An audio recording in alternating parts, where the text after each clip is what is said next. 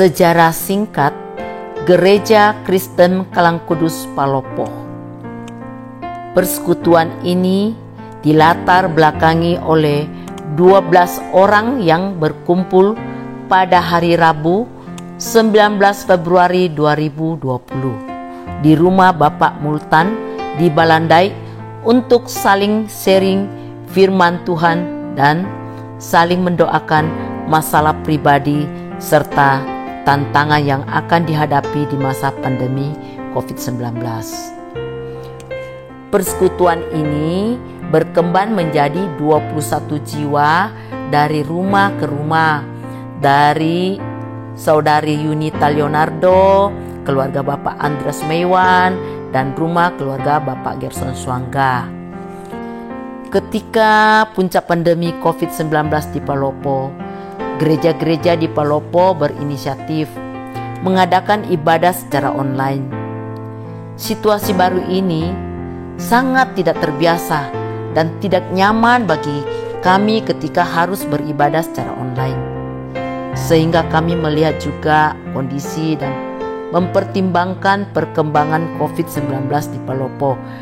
Dan akhirnya kami memutuskan tetap berkumpul dan tetap beribadah di hari Minggu.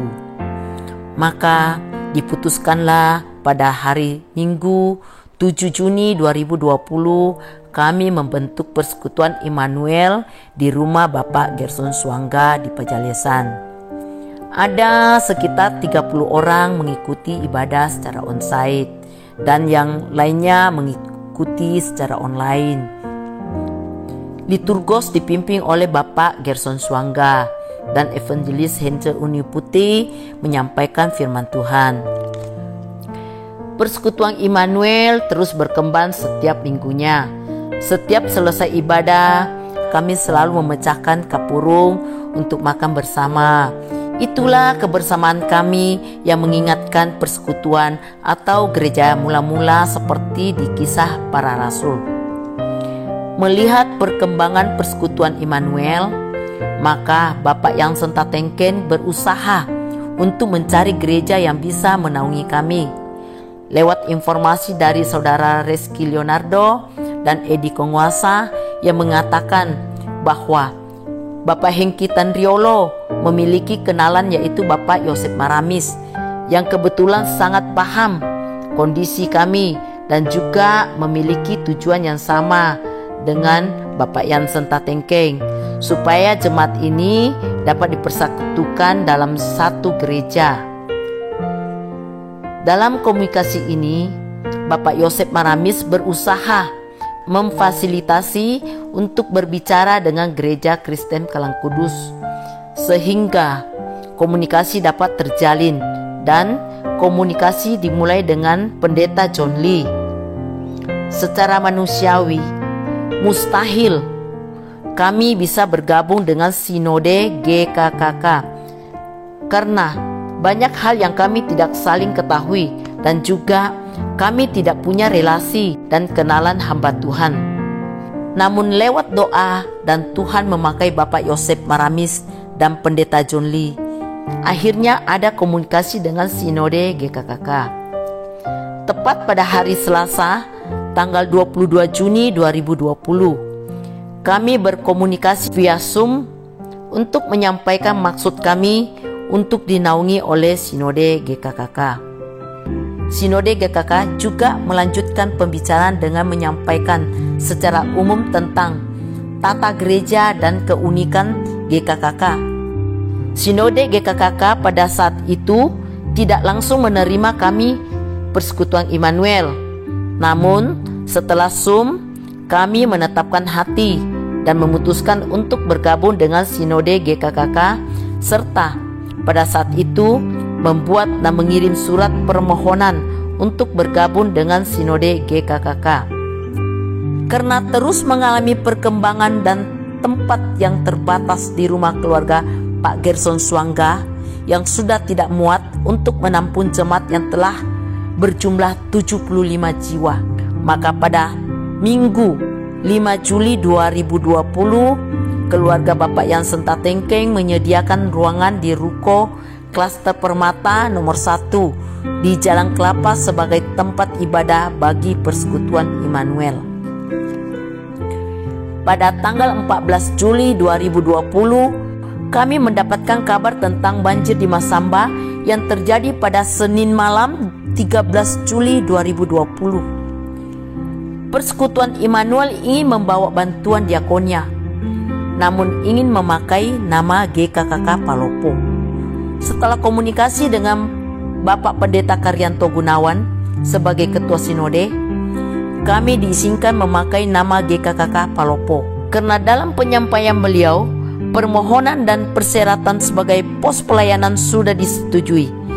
Hanya secara administrasi ditentukan 9 Agustus 2020 sebagai hari lahirnya GKKK Pos Pelayanan Palopo, dan juga akan diteguhkannya badan pengurus yang mengatur penata layanan. Melihat kondisi Masamba, Sinode GKKK kemudian mempercayakan kami untuk membawa bantuan bencana Sinode kepada korban bencana di Masamba. Sehingga dari peristiwa ini kami harus membuat rekening atas nama GKKK Palopo dan SK penerimaan Persekutuan Immanuel dari Sinode segera dibuatkan tentang keberadaan GKKK di Palopo sebagai persyaratan membuka rekening bank. Peristiwa bencana di Masamba sebagai salah satu peristiwa yang penting dalam perjalanan sejarah gereja ini.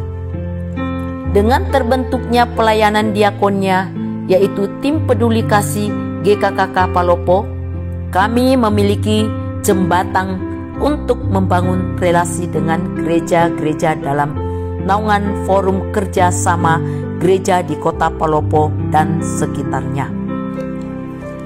Setelah peristiwa Masamba, terus ada semangat dan kesadaran jemaat bahwa kita diberkati bukan untuk dinikmati sendiri.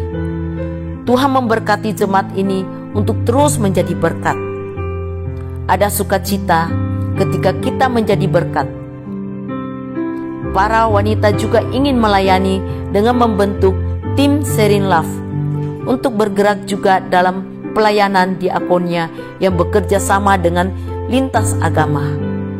Kedua tim ini mendukung kerinduan dan komitmen dalam perjalanan gereja ini selama 1 tahun ini.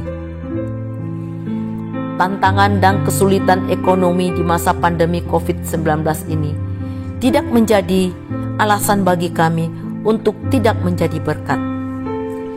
Justru, kesulitan menjadi kesempatan untuk kami melayani Tuhan lewat pelayanan terhadap sesama serta membangun tubuh Kristus di gereja ini. Keberadaan dan pelayanan gereja ini juga didukung dan disambut baik oleh tetangga sekitar gereja.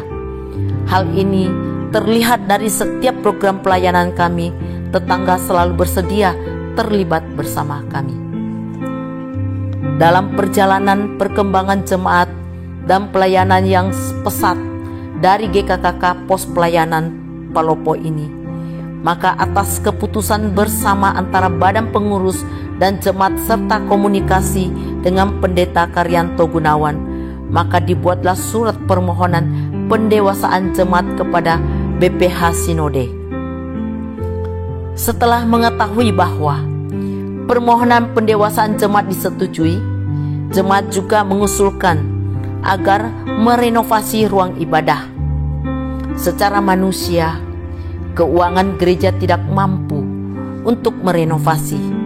Namun, kesatuan hati jemaat dan kerelaan serta komitmen untuk berkorban bagi pekerjaan Tuhan, maka renovasi gereja dimulai pada tanggal 19 Juni 2021. Dan selama renovasi, kami beribadah di ruangan sekolah minggu. Renovasi gereja membuat jemaat makin semangat, kompak dalam bekerja sama dan tekun dalam setiap persekutuan doa.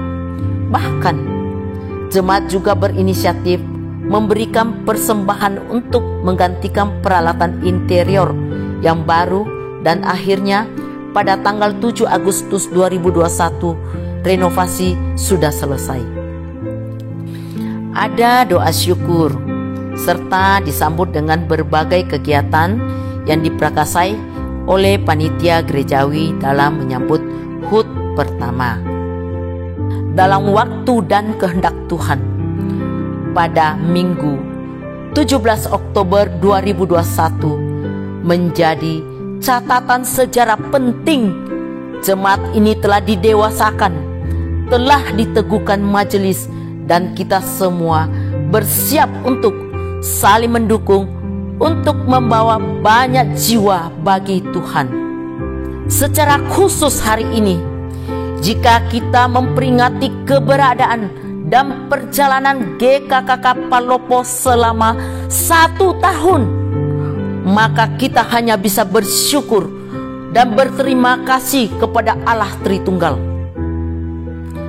Benar apa kata firman Tuhan dalam 1 Korintus 2 ayat 9. Apa yang tidak pernah dilihat oleh mata dan tidak pernah didengar oleh telinga dan yang tidak pernah timbul di dalam hati manusia, semua yang disediakan Allah untuk mereka yang mengasihi Dia.